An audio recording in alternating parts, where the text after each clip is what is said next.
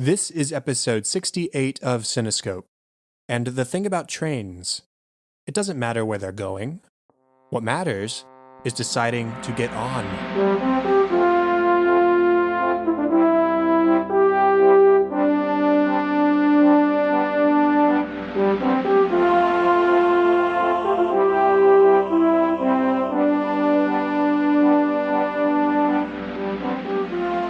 Welcome to Cinescope, where our goal is not to criticize or to assign ratings, but rather to celebrate the movies we love, exploring story, characters, music, and relevance to the world around us. I'm your host, Chad Hopkins, and joining me today is Patrick Hicks to talk about one of our favorite films, The Polar Express. Patrick, how are you doing tonight? I am good, Chad. It's so good to be back on, and I was so excited when the Christmas season rolled around because it gave me the opportunity to remind you that I wanted to do this movie. Yes, and I am very excited to talk about this movie with you because this is my all-time favorite Christmas movie. If you've been a listener of the show for a while, you might remember last year for Christmas, I actually did a commentary of this movie. Timing just the way it worked out, I couldn't have a guest on to talk Polar Express, so I talked about it by myself on top of the movie. So you can go back, I think that's episode 21, and listen to that. I'm still pretty proud of that. A lot of effort went into that, including an all-nighter or two. But now I'm excited to actually have a discussion about it and just really dive into why this film is so important to me and to you, apparently, too. But before we do that, how about you reintroduce yourself, remind people out there who you are, and then we will move on to our discussion. Well, I have the pleasure of co-hosting the Feel and Film Podcast, a movie review podcast that really focuses more on the emotional takeaways of film rather than the technical merits, although those things do play a part. But our focus is really more of connecting with the film on a personal level and finding out why we take what we take away from it. And so it creates kind of a positive vibe. We call it kind of positive honesty, if you will. And we've been doing that for about a year and a half now. And it's just been something that I've personally been very proud of. I know my partner in crime, Aaron White, is extremely proud of it. And it's just been really, really cool to see where it's come from at its roots with Batman v Superman and where it is now. Yeah, I mean, we mention this every time you or Aaron is on the show, but Feel and Film is sort of a spiritual brother or cousin to Cinescope in that we both sort of try to approach movies from a more positive standpoint, where we're really talking about what does this movie make us feel and why do we feel that and what is happening within the context of the film that leads to us feeling that, and having those kinds of discussions rather than this one. They shot this scene very well. And I mean, I like to mention that kind of stuff, but that's not what makes a movie for me. If a movie just looks good, but has no substance, then what's it worth? Exactly. We'd rather have the technical merits support the emotional. Exactly. And when they can do that well, then it's an amazing film. Definitely. And man, do the emotional elements of this film really heft up those visuals. So let's go ahead and talk about The Polar Express. This was released on November 10th of 2004, directed by, once again, my favorite director, Robert Zemeckis, who also directed Romancing the Stone, the Back to the Future trilogy, Who Framed Roger Rabbit, Forrest Gump, Contact, What Lies Beneath, Castaway, Beowulf, A Christmas Carol, Flight, The Walk, and Allied. The script was written by Robert Zemeckis as well as with William Broyles Jr. and was based on the classic book by Chris Van Allsburg, who also served as a producer for the film. The music is by frequent Zemeckis collaborator Alan Silvestri. His filmography is Zemeckis' filmography, as well as Captain America: The First Avenger, The Avengers, the upcoming Avengers: Infinity War, and its as yet untitled sequel, Avengers 4. And the movie stars Tom Hanks and Tom Hanks and Tom Hanks, as well as Daryl Sabara, Nona Gay, Jimmy Bennett, Eddie Deason, and Michael Jeter. So, we always start off, what was your first experience with this? Well, I remember when this first came out, and my initial reaction was, that movie looks really creepy, because it was the first time that I'd ever seen what digital mapping, I don't know how you would describe it, essentially mocap, yeah. It's what mocap in its infancy, I guess, was part of. And I think I remember reading that The Polar Express was the first fully mocapped film. I think it holds a Guinness record of some kind, being the very first. And I didn't have the appeal to it like I do now. My parents went to go see it, and I remember seeing this Believe ticket ornament on their Christmas tree, on one of their half dozen Christmas trees around the house. They love Christmas. And I don't, honestly, I can't remember the first time I saw it, but when I did, something changed in terms of my attitude towards it. And I think it was from being very like, this is really creepy, to this is spectacular. I remember just having, if I could describe it in a few words, magical, sincere, unassuming. These are words that really stood out to me as I was watching it. And over the course of the next several years, it just became a part of my movie watching experience. As a single guy, I was, or at least pre-marriage, this would be a movie that I'd watch at least once during the holiday season, possibly twice.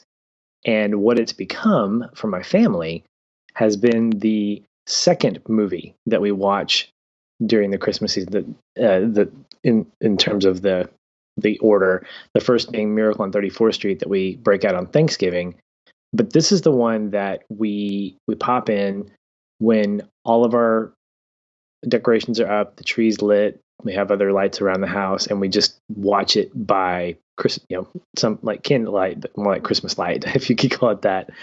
And it's just, it's something I look forward to. I look forward to sitting down on the couch and experiencing this with my wife, and now my 4.5-year-old son, who is not quite understanding the Polar Express in terms of its amazement, and more of just the fun aspects of it, which I know we'll get into.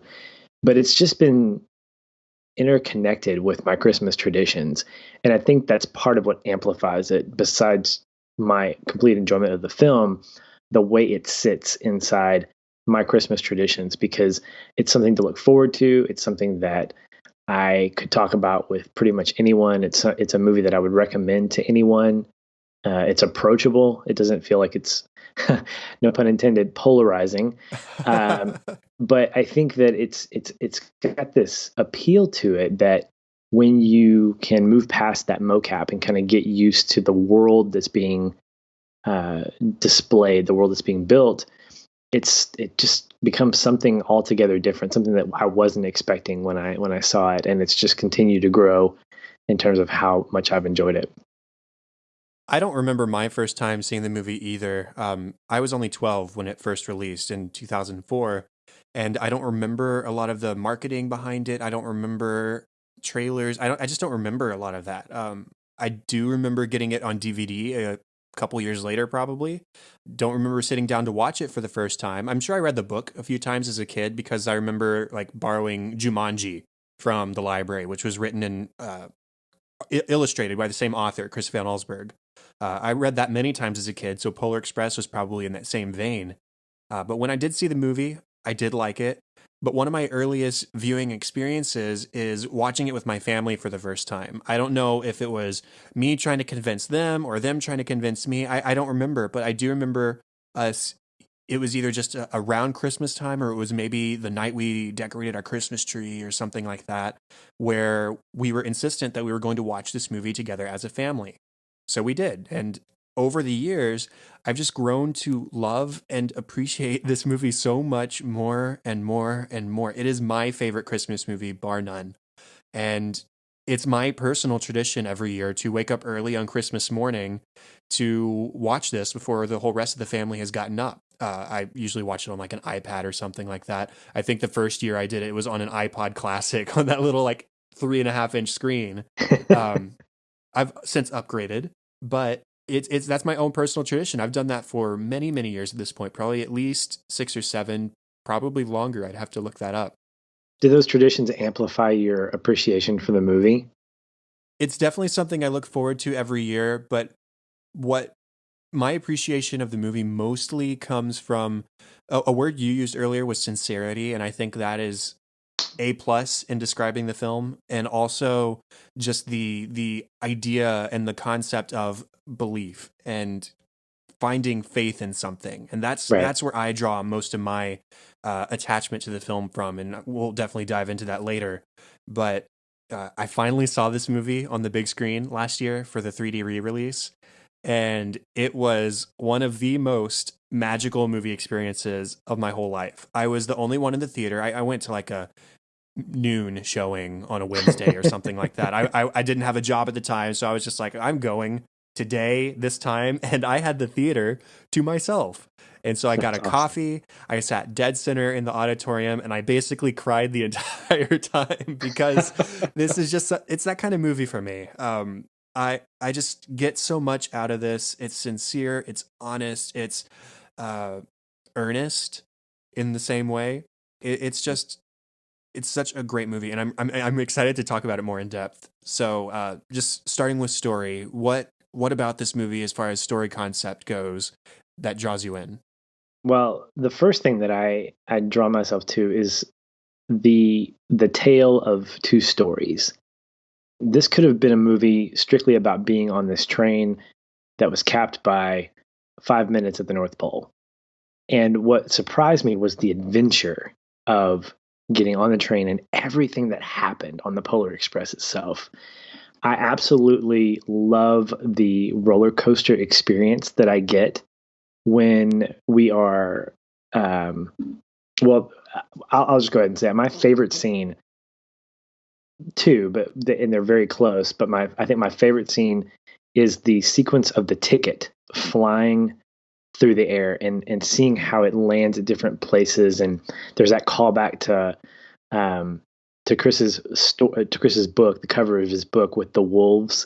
Mm-hmm. And I feel the cold. I feel like it's quiet, wintry night, and I want to bundle up. That's when I feel like I want to bundle up with a blanket and experience that. And that whole ticket sequence of seeing it fly around and how it eventually makes its way back to the train itself, followed by the sequence where the train is actually moving over Glacier Gulch. Right. And just, you feel like this is when I regret missing it in the theater, because this is where I think the big theatrical experience really takes hold, and why I turned the lights off for this particular movie, because I want to get that theatrical feel. And so we have all these experiences with the Polar Express, and we think, wow, that was amazing, and now we're going to get the payoff at the North Pole. But then we get a whole nother third or half of the movie that takes place in probably my favorite depiction of the North Pole. I absolutely love the way the North Pole is built. I love the fact that you have all these different buildings, so you can kind of imagine what's actually going on in these individual buildings. Is this an elf's house, or is this where they go to school or where they work? They're all lit up, and so there are times when I'm thinking, man, the electric bill must be crazy in this place because there's all these lights. But I love the fact that we have this two-part movie, and both are equally satisfying. You don't feel like Zemeckis said, okay, we're going to focus all on this part and then just kind of a little bit here, or vice versa. We really get a ton in both of those sequences, and they really complement one another. I feel like you couldn't get to the North Pole literally and figuratively without the experience on the Polar Express, and you couldn't experience the anticipation of the North Pole, or you couldn't experience the adventure of the Polar Express without what it's going towards, because that was the point. It was going to the North Pole. So for me, at least, that idea of those two stories interwoven, or at least two-part stories, were really what gravitated me towards the movie. I like that, thinking about it in two definite or defined parts that have connecting threads and character growth throughout the two. I just love this concept of this magical train and conductor whose duty it is to find kids who need a boost in belief or a boost in faith. And he convinces them to come along, and they have this life-changing train ride experience where they learn about friendship, they learn about adventure and magic and faith.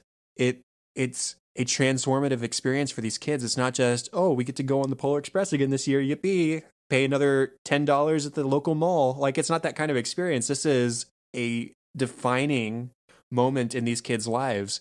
And by the end of the film, Hero Boy is narrating how he still believes in Santa because of this event that happened in his childhood, this affirming event. So I love that concept. And I love the film as an adaptation of the book because probably every single page of the book is framed within the film at some point. And nothing from the book is lost in the translation to the big screen. Right. They do such a good job of capturing, like Chris Van Allsburg has a very specific art style because, I mean, he did the writing and the illustrating for pretty much all of his books as far as I'm aware. And it's very distinct. You can look without knowing, you can look at one of his probably not as big books and say, oh, that's a Chris Van Allsburg book because it looks like Jumanji. It looks like the Polar Express. Mm-hmm. And they capture that in this film. It has this sort of classic art style to it, this old school art style. And man, Zemeckis just nails it. And the whole set design of everything within the world of the book, whether it's the Polar Express reveal in the snow in the street outside of Hero Boy's house, emerging from the steam, or the climbing, twisting around the mountains, or arriving at the North Pole with the lights in the distance, like the lights of a distant ocean liner, or even just navigating the Sea of Elves in the North Pole itself. There's all these iconic moments from the book that are just made even more iconic and more magical. I hate keeping to use that word, but it really is the best word to describe it, how magical it appears on the screen. Right. And that's hard to do, especially when you try to translate a children's book to a feature film, particularly from not only a visual perspective, but also from a plot. Because I know that I didn't read the book before I'd seen the movie. Like the first time I experienced the book was when my son was born. We got the book as this big stack from a friend of ours that was a librarian saying, hey, here's, and I was like, wow, the Polar Express, this is awesome. And so every time I read the book to him, I'm always using the emphasis of words like Tom Hanks's character does as the conductor. Like even the way he says, I breathe slowly and silently. I hear the older boy's voice in my head and it comes out.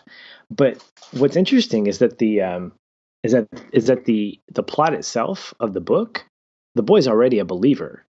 He's on the train. And so I love that what Chris does is he allows his story to be expanded upon. And I don't know if he was the idea maker behind this to say, hey, let's make him let's make him a doubter and stem the world around that. And so when we get that, what we have are not only these two big stories, but also these little subplots. We have Billy's arc. We have the revised cycling program with the toys. We have the hole punch, with the tickets. All these new pieces that take a film or take a story and just expand it beyond what it is as a children's book. And I think for me, the biggest takeaway that I took from that is the fact that you mentioned the movie has a classic feel to it. I would say it's timeless, but not just in the sense that it actually doesn't really specify time period. I mean, we get hints that it takes place maybe in the 50s, but then we get to the North Pole and we get these like state-of-the-art tubes that these guys are riding in. So it plays with the idea of time. Time is frozen at 11:55 until the first gift of Christmas is actually given out. There's actually a theory, and I love it because it's a Robert Zemeckis directed film, that this is possibly a time travel story where the conductor is actually an older version of the boy. I mean, it's just it's a fan theory that I was reading about, but I thought it was just wonderful because it plays into that idea that this movie really feels timeless on so many levels.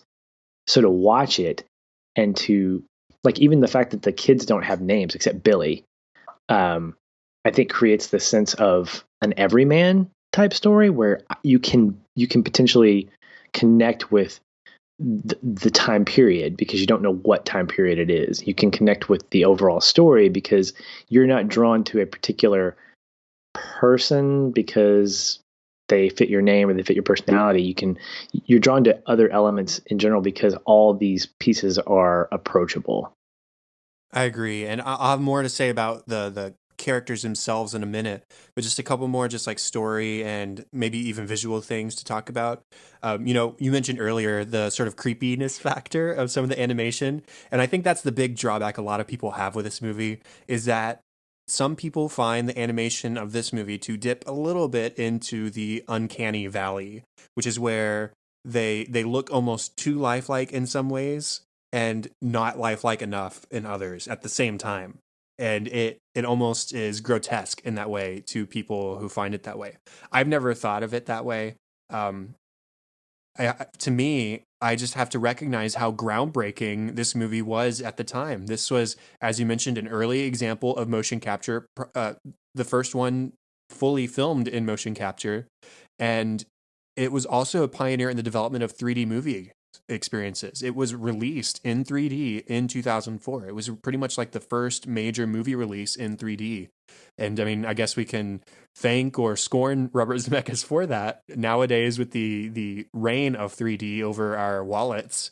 But there's something to be said for that. And watching it in 3D last year, the way it was originally released, it's a great experience. There's so many moments in the film that aren't gimmicky, but are really enhanced by the 3D experience. So if you can get your hands on the 3D Blu-ray, or even better, see a screening of the film in 3D if it comes around again this year, do it. I definitely will if it comes nearby again. Well, the 3D aspect of it is something that I obviously missed out on because I didn't see it in the theaters. But there's a lot to be said about purposefully filming for 3D as opposed to filming a movie and then attaching 3D afterwards. Right. And we can clearly see in several scenes, particularly the Glacier Gulch chase sequence, the caribou slowing, the moment where the conductor slows down with the caribou and it closes in, these shots of the Polar Express coming at you slowly. Mm-hmm. Those are not only some callbacks to the Back to the Future movies in some ways, but at the same time, they're also purposefully created visuals to expand and enhance that 3D experience. Because I think what I like about Zemeckis, or any director for that matter, is when they say, we've got a really amazing story and let's enhance it with these elements. What I don't like is a director that says, here's a mediocre story, and in order to save it, we're going to add all this other stuff to it. Right. I think Christopher Nolan does a fantastic job in his films to say, I want to make a great story first, and then I'll manipulate it in some way, shape, or form. Zemeckis does this exact thing for the Polar Express. It's a great story because he was allowed to, or he, in collaboration with Alsberg, expanded on it, and then he said, okay, how can we attach these iconic visuals from the book, which are equally a part of its success, and at the same time give the audience that amazing, awe-inspiring visual that's going to make them go, wow, that was fun to watch. And I think the 3D aspect of it was a smart thing to do. I definitely agree that it looks like an early mocap movie. I mean, it was pioneering, but I'm okay with that because of the fact that I'm distracted less and less and less. In fact, I'm not distracted at all by it as I've watched it more because the story is so compelling and everything else about it kind of makes that other piece that was an eyesore for me at first just really kind of degrade and not even exist in my mind when I'm watching it. I look forward more to everything else about the movie when I pop it in at Christmas than with wondering, man, are these visuals going to hold up? Because I do think about that sometimes when I watch movies like Tron. I'm going, okay, are the visuals going to distract me from this? Polar Express doesn't do that for me because it's enough of a satisfying movie on other levels that just doesn't matter. I'm glad that you mentioned the Back to the Future comparisons because I just wanted to mention two of my favorite small comparisons. One, there's a flux capacitor in the engine that you can see very briefly in the scene where the cotter pin sheared off. Yeah, in the background there, and then love that. The way Santa disappears at the end of the film in the trail of sparks. That's definitely the fire trails from the DeLorean. So I love those callbacks, and there's a few others. I do too. But to transition into characters, I first want to say what I love about these characters, the kids specifically, is that to kids, everything that is happening right now is the most important thing. And that is what happens throughout the entire film. The drama in the movie doesn't come from dramatic sequences. It comes from kids reacting to normal sequences dramatically, because that's what kids do. And that's part of the sincerity of the film. So whether it's pulling the emergency brake or losing the ticket, she didn't lose her ticket, I did. And it's like the most depressing little thing, because he's so sad that he lost this girl's ticket. Or, oh no, she's going to get thrown off the train. There's all these little moments of earnestness that are just such kid moments, because only kids would react in the way that they do. And I think that's a big part of this movie's charm, is you're watching kids and they're believable kids. Right. And I love the fact that you brought that up, that everything right now is the most important thing, because it just amplifies their personality, and it allows you to fall in love with each and every person. We have essentially four kids that we're focused on. We have Billy, we have Hero Girl, we have Hero Boy, and we have I forget what they call it. What's he cast? Know-it-all kid. Know-it-all kid. All bringing something to the table. And I look at each one of them and I go, man, they each have their moments when you're like, oh, if they weren't in this movie, it would be less than what it is to me. and the Know-it-all kid, I absolutely love. The actor that plays him, he's been in so many different little things as this nerdy guy. He was in Grease, and he was in War Games, and his voice is so distinct that I don't know if you'd call it vocal typecasting. But I can't imagine hearing him or hearing that voice without thinking of a nerd, because that's what a nerd sounds like to me from a cinematic point of view, just because I've seen him play the nerd in these other movies. But what's great is I actually can relate to him, because I'm that guy that just interjects, hey, you know what kind of train this is? Hey, look at that. Hey, look at that. Hey, what are you going now? Hey, well, I'm not doing anything. What's going on? And it's like he's so just self-absorbed with what he's concerned with and wanting everybody to kind of know what he knows, that he just kind of, the payoff at the end when he gets his ticket and what to learn or lean and then turns to learn is so fitting. And all of them are, but I think for me, his is one of the most fitting, because even he has his own little character arc, where we kind of believe at the end that he's going to change a little bit. He's still probably going to be the obnoxious, nerdy kid, but he's going to be a little bit softer to listen to more people and to maybe kind of absorb more information before he goes to spout off his own thing. And I love that quartet of characters, because they all, even though they're doing something, even though they all have their own thing that they're doing, they work together as actors within the story, as characters within the story, to enhance each other. And I thought that was fantastic. Yeah, let's start off talking about Hero Boy. I want to draw attention to something you were talking about earlier, where doubt was introduced to this character in the translation from book to screen.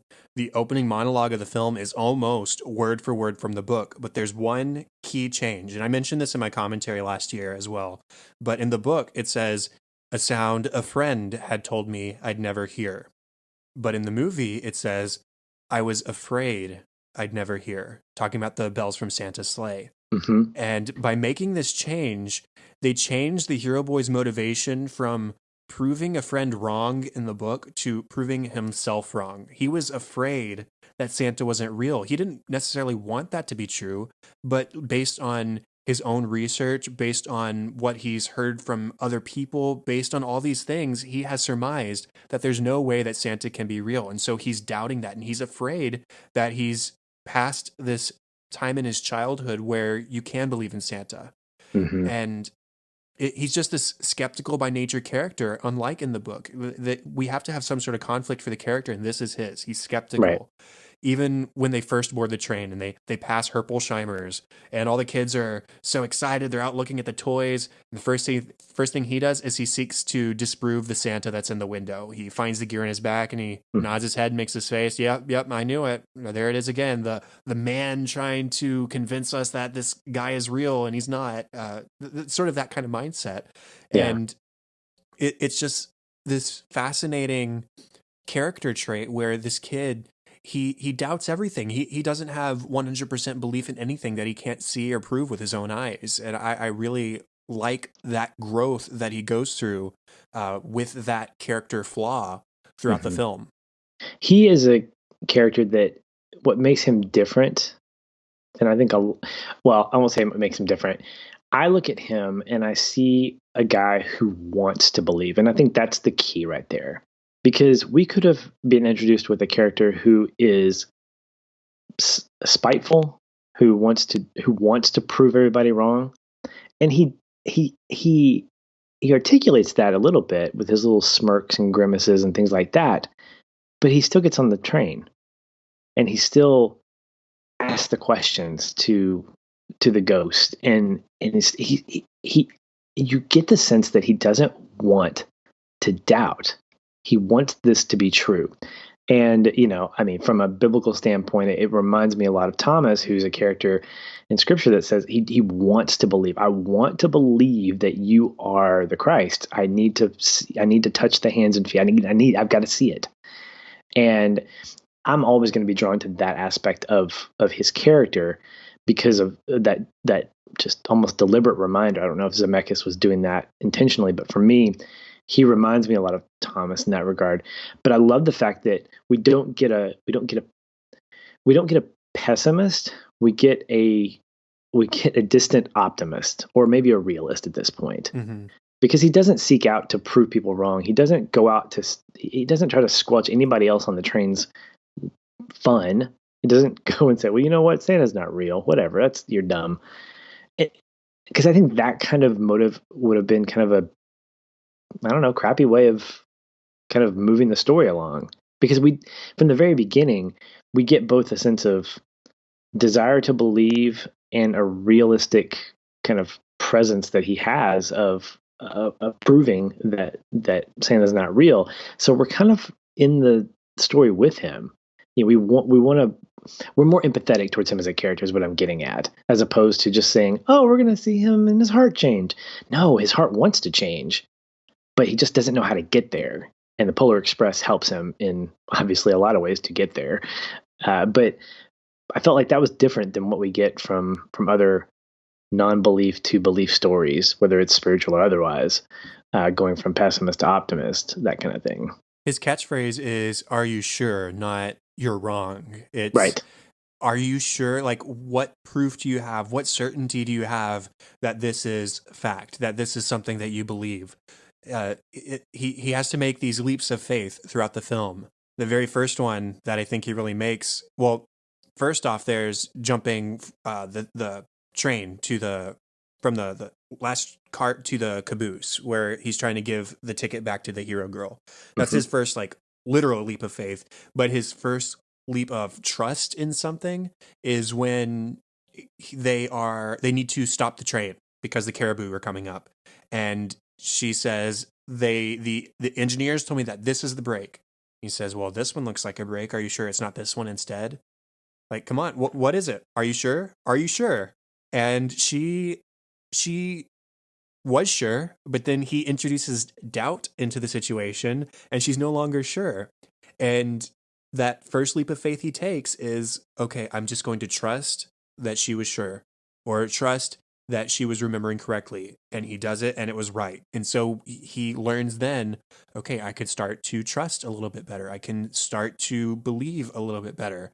And the whole rest of the film is him taking these leaps of faith, whether it's following the hero girl through the North Pole, the music that he can't hear, or the sleigh bells that he can't hear, and closing his eyes, the most heartbreaking moment of the film, when Santa is here and he can't see him.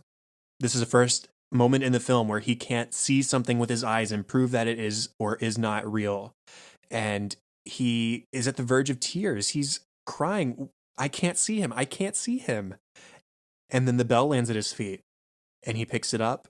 And we have that fantastic camera shot that Zemeckis uses a few times throughout the film where the camera drops below the ground and stares up. I love that. He uses it at the beginning through the book, the encyclopedia, and then this moment where he's picking the bell up from the ground and he picks it up and nothing. And again, on the verge of tears, he is trying so desperately to convince himself that he believes that this is something that, face it or not, I can't see Santa. I want to have this experience that everybody else around me is having. I want to hear these bells. I have to take that leap of faith, that final leap of faith for him. And he does it, and he rings a bell, and it's just such a relieving moment of the film because he has come on this journey and this arc throughout the film. Absolutely. And I think he's a nice balance between Hero Girl and Billy. You know, he is in this place of wanting to believe. Hero Girl is like, I'm all in. You're not going to convince me otherwise. And then there's Billy, who his story arc is simply Christmas just doesn't work out for me. Like, he's kind of beyond trying to believe. And so you could almost, when you initially watch this movie, say, oh, Billy's like, hero boy. No, he's not. Billy's gone, essentially. Like, he's on this, maybe he has similar motives, like, I'm going to get on the train, but he actually, he hesitates and he has to run to get on the train. So he's like behind he's literally behind the story at this point. And throughout the movie, I gravitate towards that line. Christmas just doesn't work out for me. I feel like this kid's not even 7 years old or 8 years old, and he feels like he's had the life of a 50-year-old who's had all this tragedy. We wonder what's going on. We see his house and how it's on the other side of the tracks and how it's not. We glean a lot from him through these visuals and through the lines that he says. And I think our hope is that he gets redeemed, not to believe, but to feel loved again, to feel cared for. Because I almost feel like he's living in a foster family who they don't really care about him. That's just kind of my imagination going. But Billy seems a little bit more like the extreme version of Hero Boy, whereas Hero Girl is more of the extreme version the opposite way. Did you pick up on that? Yeah, for Billy, I don't think it's a lack of belief. I think it's a lack of trust. Okay. To me, he seems like I like that interpretation that he maybe is with a foster family.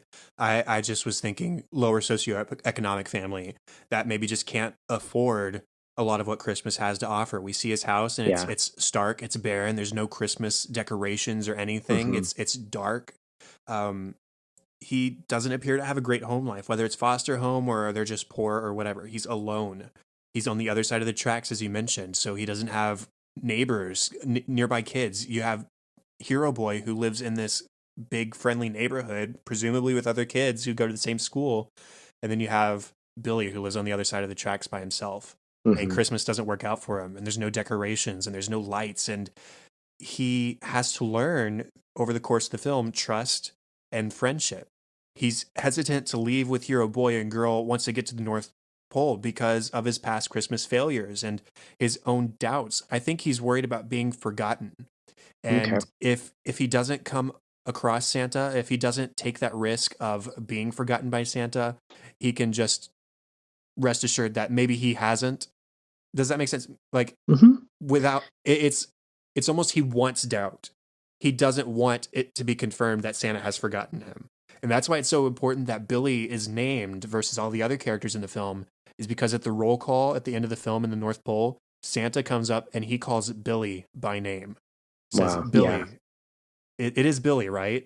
And that's so affirming for him because he was worried about being forgotten. Christmas doesn't work out for me. But here I am with a gift that is labeled to me, maybe the first gift of my life, maybe just my first gift in a long time. Yeah. And he doesn't want to let go of that gift because, again, it's facing the possibility of this being a dream or the gift getting lost. Or the gift getting lost. And by holding onto that present, he makes it real for as long as he's holding it. Right. And then Santa calls him by name, and it just assuages all of his fears because he's been on this adventure with his new friends. He's found a gift and been convinced that it will make its way to him by the end of the night. And then Santa calls him by his name. And that's why Billy having a name versus all the other characters in the film is so important, because he just didn't want to be forgotten. Well, and there's something, again, if I'm going to go biblical, there's something powerful about a name and being called by your name, because it means you're known. Right. It means that you are not just that you're cared for, but I mean, being known intimately, I think, is something that every person wants. They want to be. I mean, I know my wife and I talk about this, about we want friendships with people where we can feel like we can be vulnerable. Mm-hmm. And that, but it can be a lot of head talk. Like, yeah, we want to be vulnerable with people, but with this like hand in front of us, like we'll be vulnerable enough that we don't get hurt. And I think you're exactly right. What would I think there? Maybe there were some things going on in his life where he was like, it would probably be almost more beneficial for him to be for him to confirm that he was forgotten. Because what would it be like if he were known? What would it be like if he were called by name? How scary would that be? Because all of his failures would now be exposed, because this guy knows him intimately. He knows his name, for goodness sake. So he must know everything about him and his failures and where he comes from and how ashamed he must be for that. And to have Santa just look at him and say, "It is Billy, right?" And to see his face light up and go, yeah. It was, yeah. And you could think it's all about the present, but it's not. It's about the fact that he was given that, the fact that his name was on there. I love the line where Hero Boy is looking at that present for the first time, and he goes, "Hey, let's go to my town." And he says, "Hey, that's my town. That's me. That's my house." And just the illumination of his face and the elation that he's feeling, like it's not about what's in the box. It's about the fact that it's going to him. And I'd never really thought about that until you brought it up. And it's fascinating to me to think that Billy's arc has just as much power behind it because of that aspect of it, equally as much as Hero Boy and Hero Girl. And so, I mean, I've just in this moment have now elevated Billy to like a higher stratosphere of importance for me. So when I watch it now, I'm going to be like, I'm going to focus on Billy. I mean, you look at his song, and we'll talk about the music more in depth later, but it's one of the main, or really the only character development song in the film, When Christmas Comes to Town. And it's this duet between him and Hero Girl, and Hero Girl is our optimist and full of Christmas spirit and a natural leader. And she's singing about the best time of the year when everyone comes home, all this Christmas cheer. And then Billy is contrasting all of her lines with the herald angels sing, she says. He says, "I never hear a sound."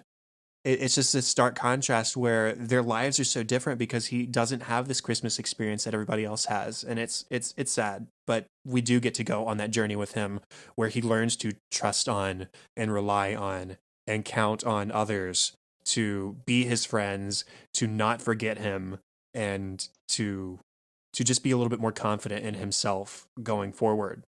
Right. Now, Hero Girl, not as much to say for her, just because she is our sort of steadfast optimist and is hugely considerate, and she's kind and she's sweet.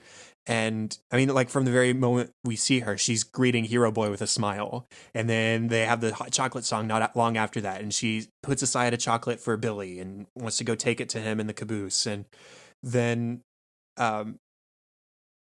she's just so not perfect. That's not the word I'm looking for, but she is so immovable most of the film. Her central conflict is that scene in the engine where Hero Boy introduces her with doubt and says, "Are you sure?" And she's not sure because he makes her question herself. But then later in the film, she is trying to follow the sound of the sleigh bells, and he says, "Are you sure? Are you sure this is the correct direction?" And she turns around and defiantly stares in the eye and says, "Absolutely." And so that's her growth, is learning that sometimes you just need to be a leader. That's what her ticket says at the end of the film, is lead, as in lead the way, leadership, lead the way, follow you anywhere, ma'am. And I would, because she's so confident in herself by the end of the film, and really sort of stands up for herself and what she believes in that moment, where she says, absolutely, I hear these, maybe you don't, but if you want to get where I'm going, you need to follow me. Right. And I like that. Well, I do too. And you're right in that her arc wasn't very big, but it was significant because we needed that moment in the train, in the engine, for her to fail, essentially, in order for that moment later when she turns around and says, absolutely, to mean more than it did. Because otherwise it would have come across as, oh, that's a nice line. Yeah, of course, she says absolutely. We need to have that. We need to show it. We need to see a little bit of weakness in her so that she could grow from it to make that moment more impactful. Because at that point, had I not had the moment in the train engine, that line wouldn't have fallen so heavily on me as an audience. I wouldn't have said, oh, yeah, absolutely. And even more so, it wouldn't have made the impact at the end when the conductor stamps her ticket with lead, as in lead balloon, no lead. But I think that even though it was small, it was important because we needed a leader within that group of three. And four if you include nerd guy. But for the most part, this trio of kids, we needed a leader. We needed someone who was an obvious leader, but someone who had to grow into that in a short period of time. And I thought they handled that really well.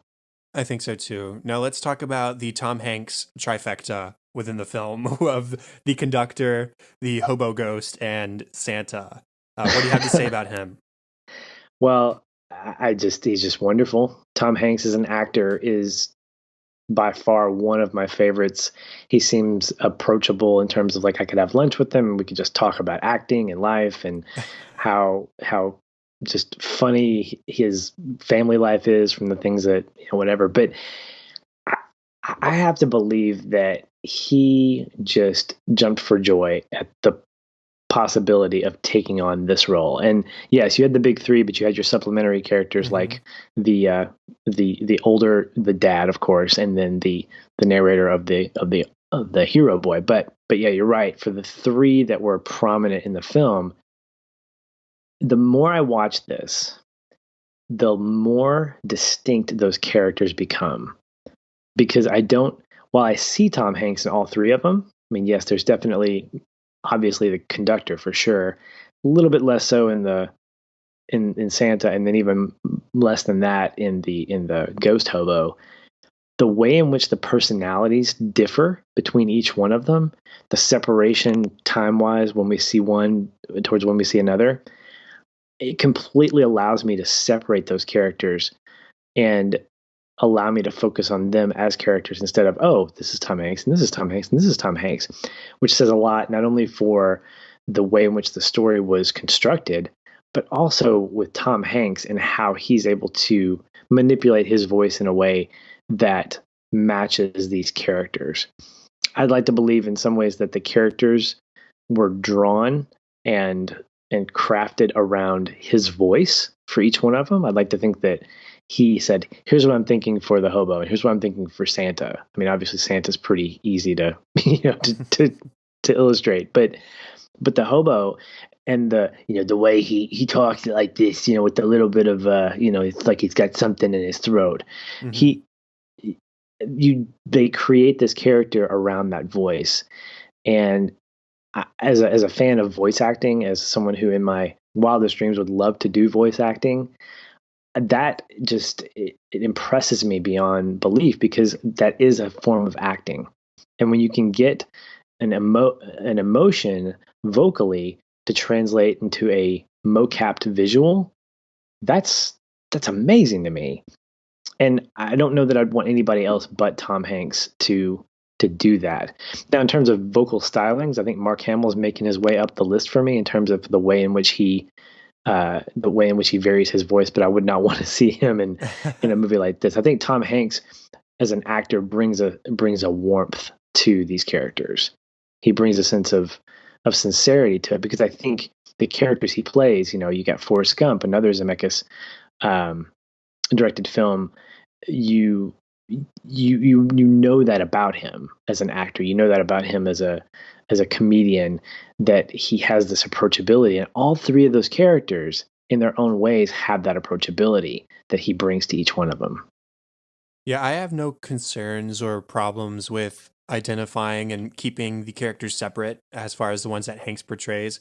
I mean, you can always say, oh, that's Tom Hanks, or that's Tom Hanks, and that's Tom Hanks too. You can do that, but they are very distinct on their own. Like the conductor, what I really like about him is that he, unlike Hero Boy, has faith. He instinctively knows that Hero Boy will get on the train. He hesitates and he almost doesn't, but then he jumps on and he turns around, and who's there waiting to open the door? The conductor. He had faith that this was something that it was almost a sense of destiny. You get that same sense with the ticket scene that you mentioned earlier, where it leaves a train, it goes through this journey throughout the world. It sort of reminds me of the beginning of the Disney animated film Dinosaur, where the egg is transported from place to place to place. Mm-hmm.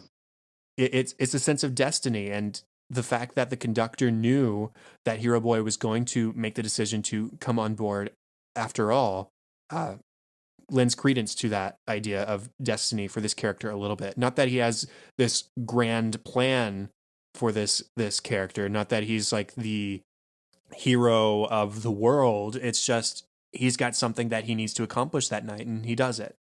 The conductor character is also strict, but he has a gentle side. He gets frustrated with Hero Boy pulling the brake. He says, Christmas might not be important to some people, but it is very important to the rest of us. And he does get in his face a little bit a couple of times, but then he has those gentler moments where he says, you know, sometimes seeing is believing, and sometimes the most real things in life are the things we can't see.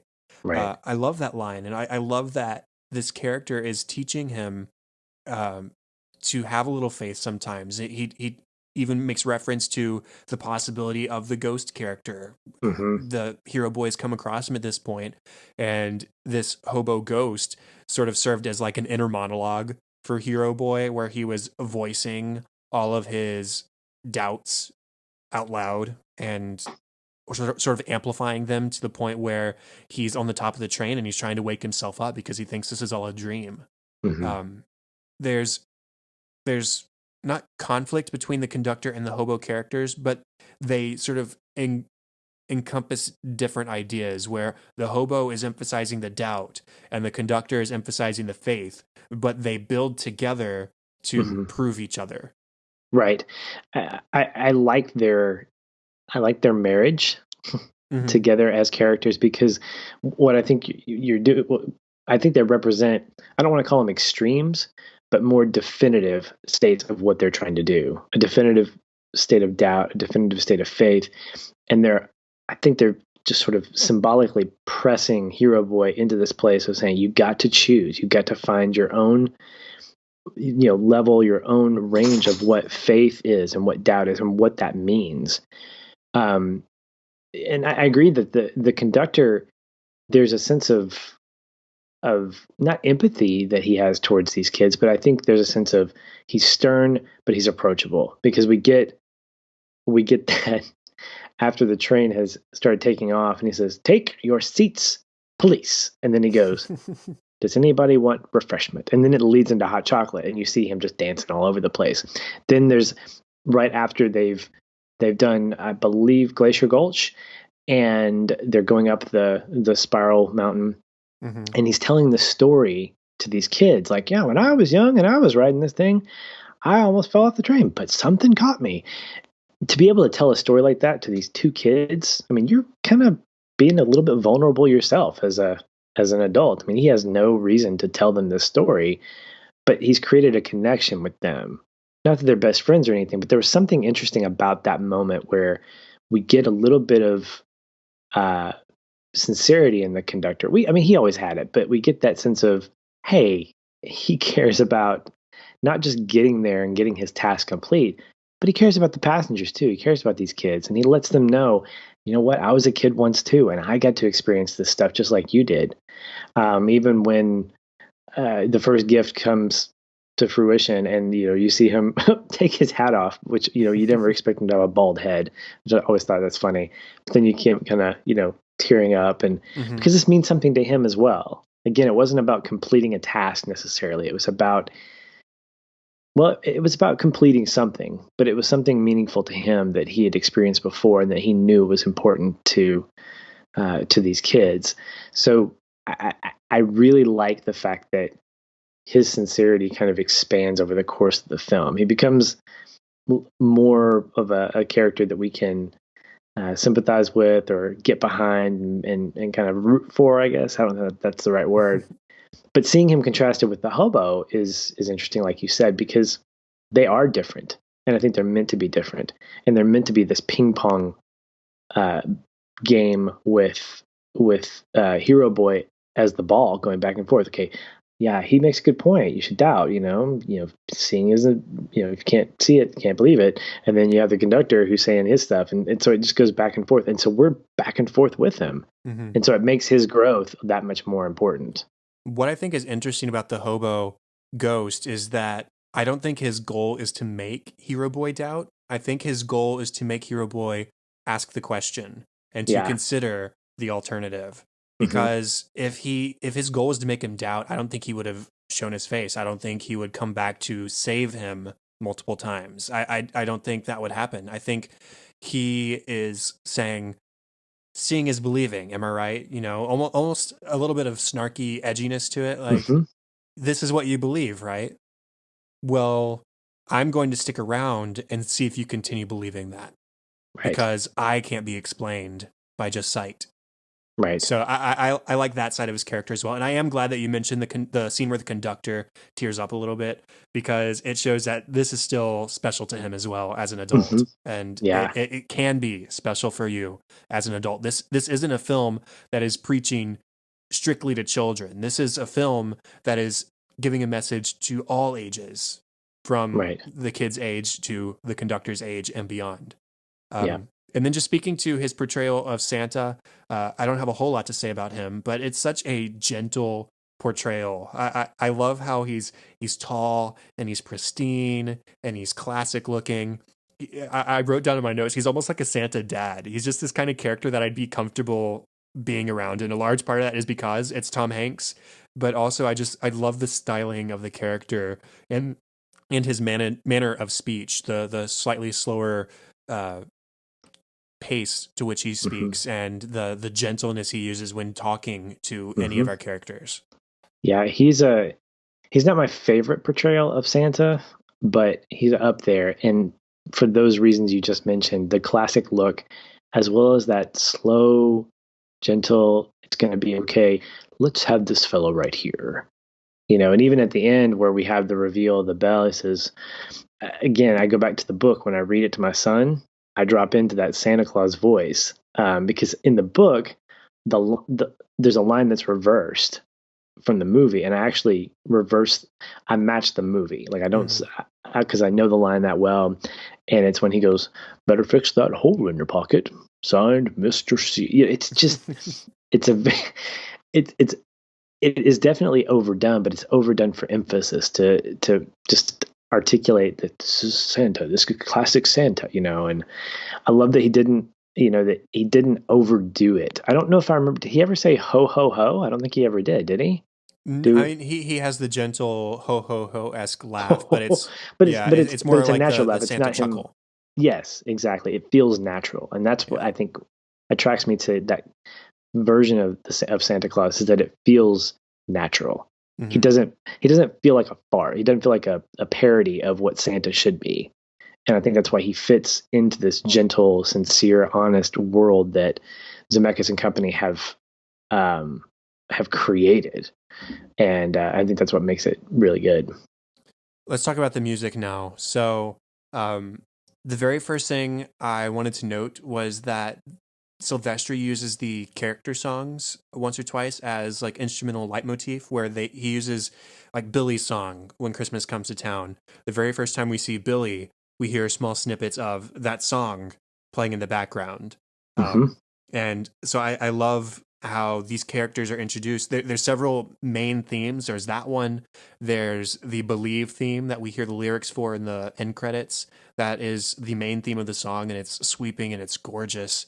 And then we have what I called the Doubt theme, where like I think the first time we hear it is when Hero Boy is on the top of the train and is trying to wake himself up. It's sort of a theme that dramatizes the moments where Hero Boy struggles to accept the current situation because of doubt. Right. And so it's the dee da da da da da da that theme. I really like that. Right. But there's just these. I talked about it last week with Gabriel and James with Back to the Future. Silvestri is not the kind of composer who needs to write theme after theme after theme for his films. It's like he has 2 or 3 that are just really hammered home in great ways throughout the course of the film. And the Believe theme is sort of just like an anthem for the movie. And it's like the victory theme, just like the Back to the Future theme is the victory theme of Back to the Future. And you don't really need a whole lot else. Right. I don't think that Silvestri can do any wrong in this movie.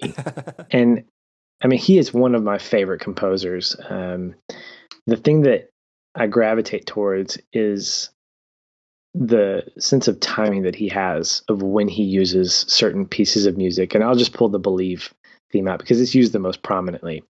It reminds me a lot of the way in which Hans Zimmer uses the theme from Man of Steel. How there are times when it's big and dramatic and just full.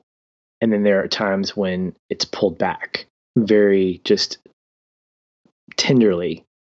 And Silvestri does this exact same thing with this da, da, da, da. And so sometimes it's really full, it's got strings, and then other times it's just this simple piano doom, doom, doom, doom. And it helps to accent the moments that are being shown to us. And to me, I think composers that have restraint are the composers that I gravitate towards. Composers that, like you said, don't need to create theme after theme after theme, but that stand on the ones that they feel like have musical value, and they manipulate them to a place where they say, okay, we can get the audience familiar with this music, and now let's take it back. Let's add this. Let's twist it this way to create a different feel for this moment in a film. And Silvestri does that in this. He does it so many times where he'll swell at one point, and then later on he'll use that same 3 or 4 notes to tell us, hey, we're in a quiet place now. We can be calm. We can be peaceful. And then, the end of the film, the finale, leading into Josh Groban's vocals, is just that nice swell of, okay, and here we are, we're coming to the final piece.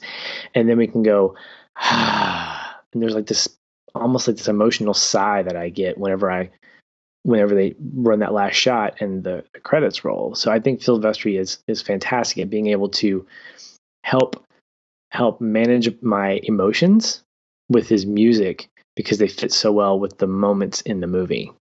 Yeah, he repurposes things very, very well, whether it's Believe more triumphant or Believe more peaceful and introspective, or even the Doubt theme. It is used for the moments of doubt throughout the film, but then there's the moment at the end of the film. I think it's when the elves are dancing and the Polar Express is slowly departing, and it's not the Steven Tyler dancing, it's the slow dancing. Not the rock and right, not the rock and roll part, the more peaceful part as they're actually leaving the North Pole.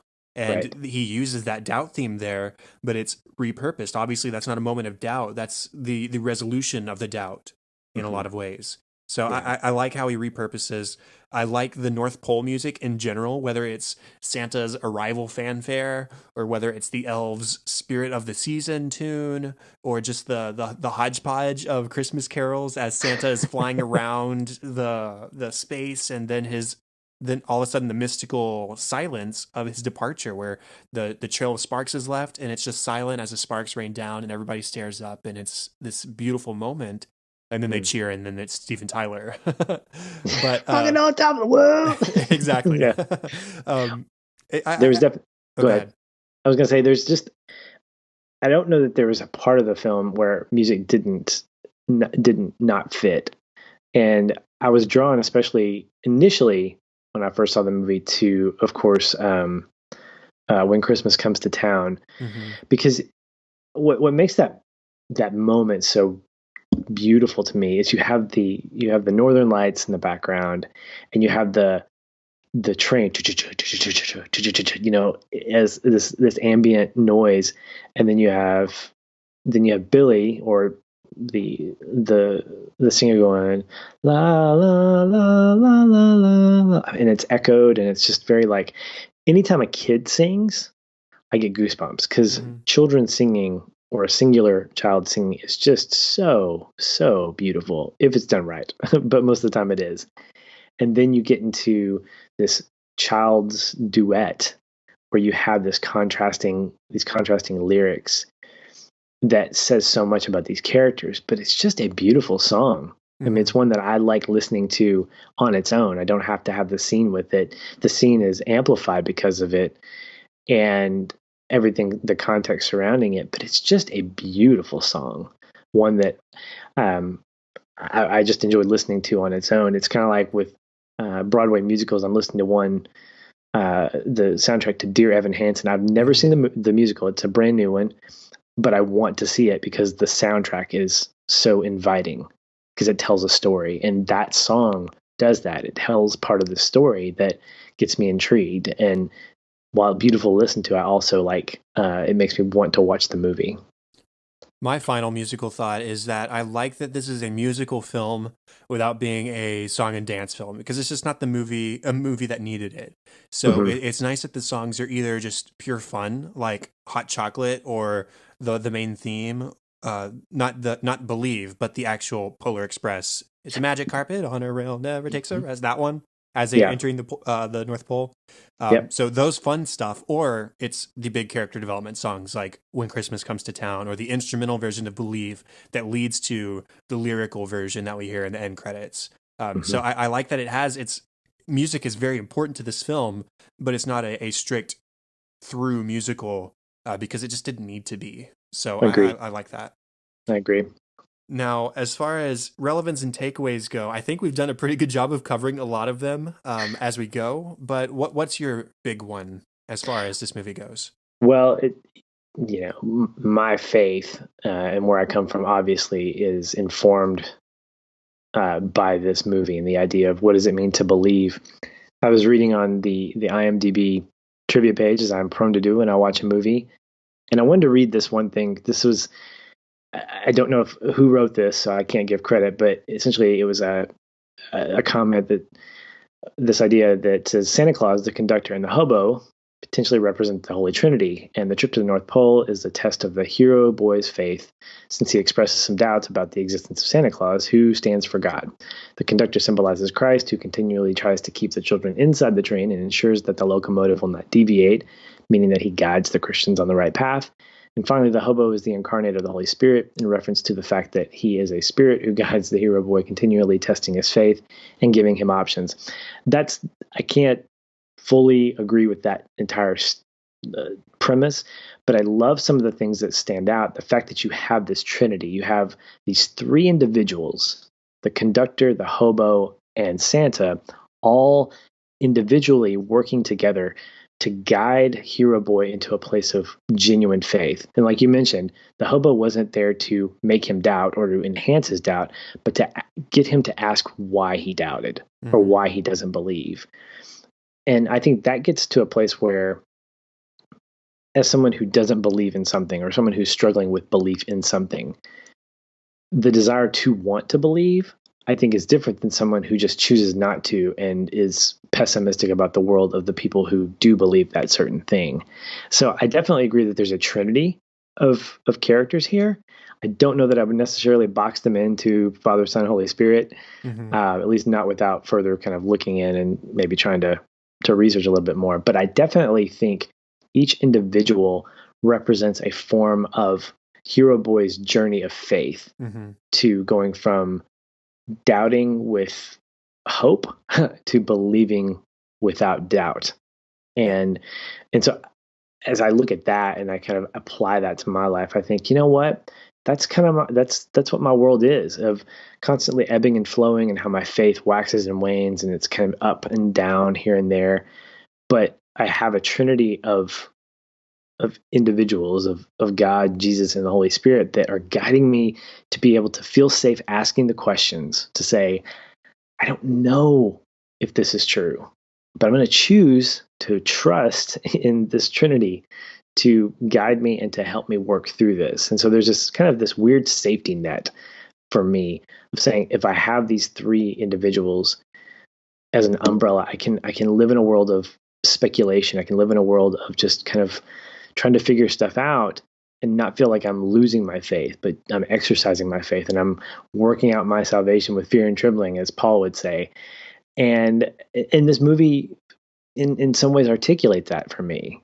So it allows me to feel like, yeah, I'm like Hero Boy. I have those moments, or I have those seasons in my life where I'm like, am I? I look through the Time magazine, like, is that really true? Yeah, because the world has gone to poo, and I mean, where's God in that? But I find a lot of sincerity in this movie, not just nicety, but real sincerity. And I feel like the story, whether intentionally doing this or not, by Zemeckis and Company, the story is telling us that it's okay to struggle with belief. And the end result is not that you do believe, but the end result is that you honestly try to get to that place where you are believing and not that you're believing somebody else's type of faith. So it's every time I watch it, it becomes a little bit bigger in terms of its scope. And but at this point, that's kind of what I've taken away from it. Yeah, they don't want you to believe in a particular thing. They just want you to exercise faith. They want you to trust in things without the crutch of sight. Obviously, both of us are Christian, and that is a big part of what our takeaway from this movie is that we want to apply it to our Christian faith. The real climax of the film is that moment where he is trying to get the glimpse of Santa and he can't. And the bell is the symbol of him taking that leap and saying, okay, whether I see him or not, this is something I choose to believe. There is a Santa. He's out there, and I will trust in that belief. A point I wrote down in my notes is that he didn't have to believe in the ghost hobo in order for the ghost to save him before Flat Top Tunnel or when they hit the frozen over tracks. Just because something you may not believe in something doesn't mean it's not there. So take that leap of faith, trust in something, believe in something. Now that is on Hero Boy's ticket, believe. And then we have three other tickets. There's lead for Hero Girl.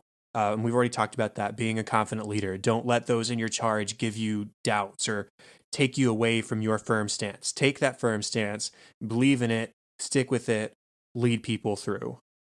And then we have Billy with count on, rely on, trust on, and this idea of friendship where you can go to those people around you and you can trust them, you can count on them and rely on them because you don't have to go through life on your own. And so that's Billy's growth throughout the film, just simplified. And then we did mention Know-It-All Kid, and his was learn. And it's this notion that learning isn't just about knowledge. It's about learning from those around you, about social interactions or whatever else. It's not just about facts and pure stuff that you can get from books. It's about worldly stuff. Learn from people, be open to things, and shut your mouth every once in a while so you can listen. Quick to listen, slow to speak. Right. I think those four individuals and their tickets say a lot about not only belief, obviously, from Hero Boy, but the other three on more obvious levels and not so obvious levels say a lot about the need for community, the need to be connected to people, the need to be known, and the need to be vulnerable. Oftentimes, and I mentioned this earlier, it's easier to be kind of a shut-in. It's easier to be sort of isolated. And I mentioned this on one of the recent episodes of Feel and Film. In fact, this last week, as we're talking about this for The Edge of 17, that depression is an isolating illness. It forces you mentally to just kind of check out and to not want to rely on, depend on, count on other people, because you see yourself as the problem and nobody else can help you solve that problem. And I think that for Billy and for the Know-It-All Kid, the fact is we need each other to rely on, to depend on, to count on, and to learn from. And it's through that we can become like Hero Girl and be able to lead in some capacity by understanding who we are and knowing what our strengths are, and to do that confidently. And that ultimately comes from, at least from a faith standpoint, from our faith, a sense of belief, where that's all fueled from that. And so I think there's this wonderful picture that's being painted that all four of those have significance.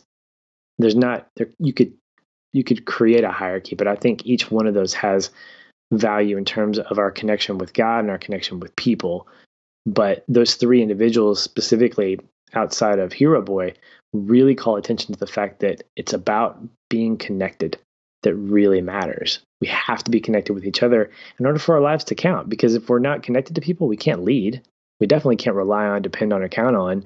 And what are we going to learn outside of what's in the encyclopedia or what's on Google without the knowledge of people and the experiences of other people? So I think that scene in particular sort of exemplifies what the movie is trying to articulate, at least for me. Well, we may not have said it all, but I think we said most of it. So I think with that, that's the end of the official 68th episode of Cinescope. Thank you so much, Patrick. It was great. It was good to talk about this movie with somebody rather than just talk by myself. Well, I'm glad I got a chance to do it this time. And I'm going to make it a point at some point. I've already seen Polar Express, obviously, for the podcast, but I'm going to go back and rewatch it, and I'm going to queue up your commentary with it this time. Great. I'd love to hear your thoughts when you do. Contact for the show, facebook.com/Cinescope Podcast and @Cinescope Pod on Twitter. Please consider going over to iTunes or Apple Podcasts on your iOS device. Rate, review, and maybe even subscribe if you feel so inclined. And if you have feedback or ideas, you can email the Cinescope Podcast @gmail.com. You can also use that email to contact me regarding co-hosting. If you have a movie that you love that you'd like to talk about, let me know. We'll try and squeeze you in sometime. Patrick, where can people find you online? Well, as I mentioned before, I co-host the Feel and Film podcast. You can find us the website at feelandfilm.com. That gives you a catalog of all of our past episodes, our writing, things like that, movie reviews. But if you want to connect with me directly, you can always find me on Facebook, Twitter, and Instagram. I'm at Shoeless Patch, ShoelessPatch. We have a Facebook group for Feel and Film. If you just go to Facebook and do a quick search for Feel and Film discussion group, I think is what it is now. You'll be able to pull that up, and we're pretty active in that as well. So I'd love to hear from you on thoughts on Polar Express or anything from the Feel and Film side of things. Definitely. The best place to find me is at Chadadada on Twitter. That is CHADADADA. Also facebook.com/Chad.Hopkins. And then my Office podcast, that's NBC's The Office, called An American Workplace. You can find that where podcasts can be found and at the website workplacepodcast.com. And all show notes and contact information for this show can be found at thecinescopepodcast.com. And that is all for this week. Thank you, Patrick. Welcome to December, Christmas season. We're here. Merry Christmas. Thank you, everyone, for listening to episode 68. I'm Chad Hopkins. This was Cinescope, and we'll be back next week with episode 69. Have fun and celebrate movies.